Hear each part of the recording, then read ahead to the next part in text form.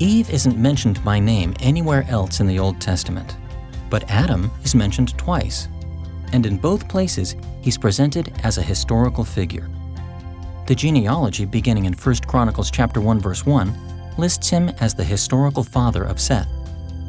This genealogy traces the generations from Adam to the time surrounding Israel and Judah's return from the Babylonian exile, near the end of the 6th century BC.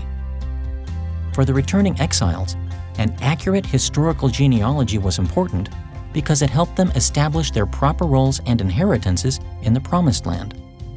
A genealogy based in myth wouldn't have accomplished this purpose, and therefore wouldn't have been persuasive to the chronicler's original audience.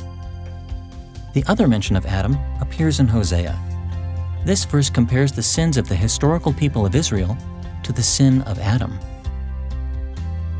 Listen to Hosea chapter 6 verse 7. Like Adam, they have broken the covenant. They were unfaithful to me there. Some interpreters believe this is a reference to a city called Adam, mentioned in Joshua chapter 3 verse 16. But there is no reference in Joshua to that city sinning.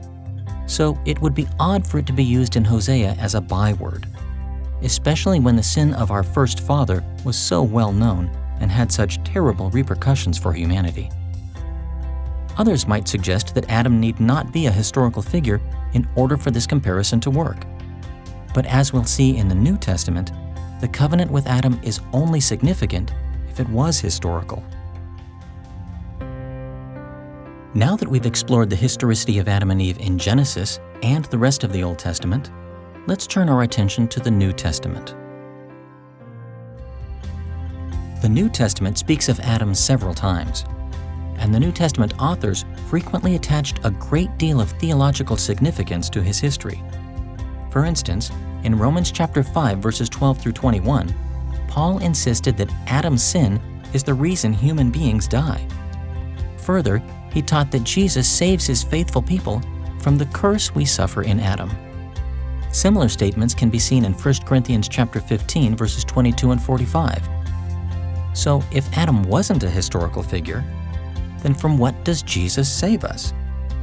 If no historical Adam existed to sin against God, then we would have no need for a historical Jesus to die on the cross. Paul also confirmed Adam's historicity in 1 Timothy chapter 2 verses 13 and 14, where he said that Adam was created before Eve and that Eve sinned before Adam. Likewise, Jude verse 14 treats Adam's genealogies as reliable when it counts Enoch as the 7th generation from Adam. And in fact, there isn't a single place in either the Old or the New Testament that suggests that Adam wasn't a real historical figure. I think to reject the historicity of Adam and Eve has a huge implications for what we believe that Jesus Christ came to do.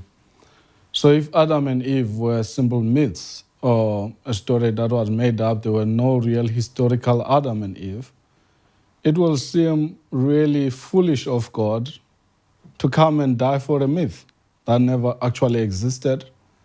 And I think by default we'll be undermining also the historicity of Jesus Christ. Because when you read the Apostle Paul, for example, he always liked to use the metaphor that all died in Adam, but the new Adam, who is Jesus Christ, gives us life. So if Adam never really existed, should I trust the new Adam?